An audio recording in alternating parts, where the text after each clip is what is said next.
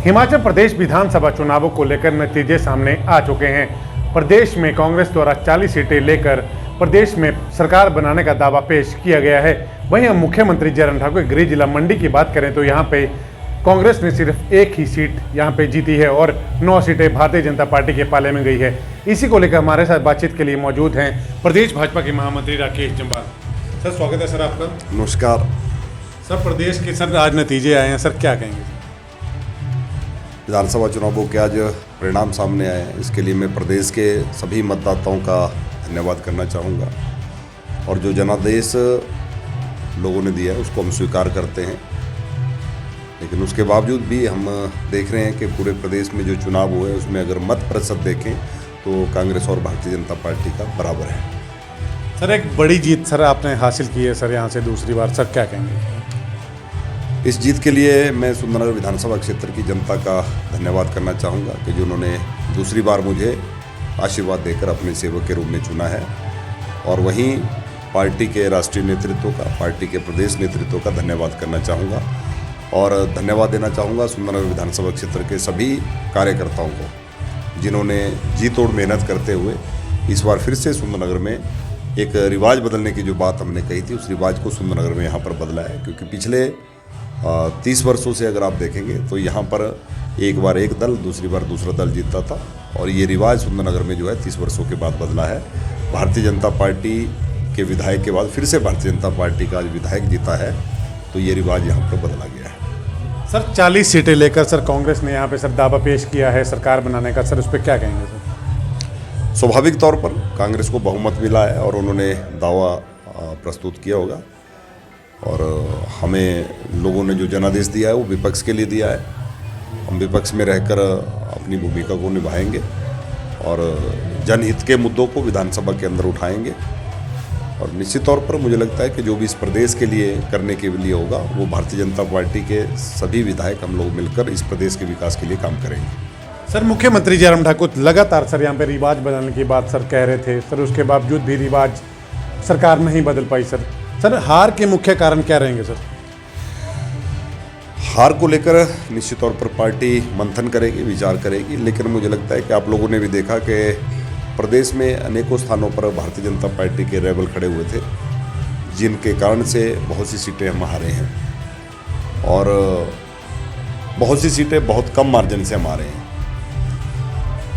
मंडी जिला में जिस प्रकार से लोगों ने परिणाम जो सामने आए, 10 में से 9 सीटें भारतीय जनता पार्टी ने जीती है।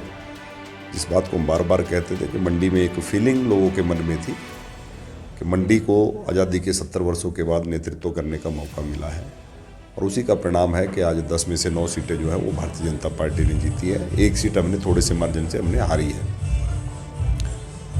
तो ये इस बात का प्रमाण है कि मंडी के लोग इस बात को समझते थे। हालांकि मुख्यमंत्री पूरे प्रदेश का है, पूरे प्रदेश में मुख्यमंत्री जी के नेतृत्व में भारतीय जनता पार्टी की सरकार ने काम किया है और प्रदेश में अच्छा विकास हुआ है। डबल इंजन की सरकार थी, दिल्ली में मोदी जी की सरकार, हिमाचल में कांग्रेस की, हिमाचल में भी भारतीय जनता पार्टी की सरकार।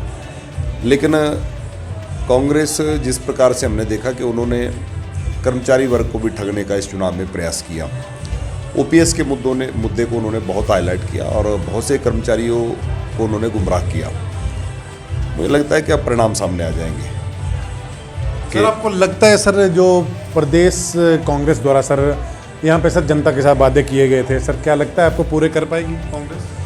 एक तो कांग्रेस ने कहा है कि हम हर महिला को 1500 रुपये देंगे, तो वो भी बात सामने आ जाएगी। दूसरा उन्होंने कहा कि हम ओपीएस को पहली कैबिनेट की मीटिंग में बहाल करेंगे। ये दोनों बहुत बड़े मुद्दे हैं और जिस मुद्दे को कांग्रेस ने बुलाने का प्रयास किया और कामयाबी हुए इस मुद्दे को लेकर। लेकिन मुझे लगता है कि जैसे ही उनकी सरकार बनेगी उसके बाद वो परिणाम सामने आ जाएंगे। उनको पता चल जाएगा कि इन दोनों बातों के लिए कि ओपीएस को लागू करना और हर महिला को 1500 रुपये देने की बात कही है, ये मात्र वोट लेने के लिए उन्होंने एक चुनावी मुद्दा बनाया, लेकिन ये सब संभव नहीं है। सर कांग्रेस के कई सर बड़े दावेदार सीएम पद के लिए दावेदार जिता रहे थे सर, जैसे कौल सिंह ठाकुर की हम बात करें, सर रामलाल ठाकुर की हम बात करें, तो उनको हार का मुंह यहाँ पे देखना पड़ा है। सर किस तरह से देखते हैं?